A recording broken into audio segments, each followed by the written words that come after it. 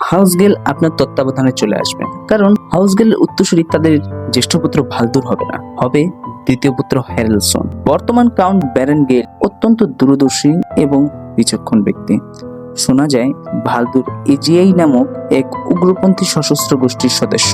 তবে আমি নিশ্চিত যে আপনি জানেন এটা কোনো গুজব নয়, বরং সত্য। শুধু তাই নয়, সে নিয়মিত তাদের আর্থিক সহায়তা দিয়ে আসছে, যখন কিনা পুরো রাজ্যের এজিআই এর কার্যকলাপের উপর কড়া নজর রাখছে। সেখানে ভালদুর চলমান বিপদের মতো। আপনার হ্যারেলসনকে বেছে নিতে হবে।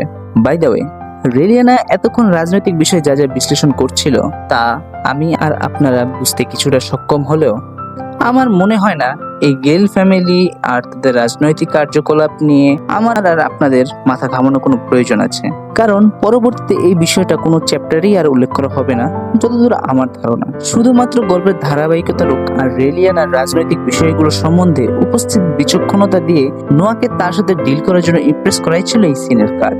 আই থিঙ্ক আমি বুঝাতে পেরেছি। Okay, now let's go back to the story. Noah রেলিয়ানার বিশ্লেষণ শুনে বলে, হতে পারে, এটা এখনো নিশ্চিত করা সম্ভব না।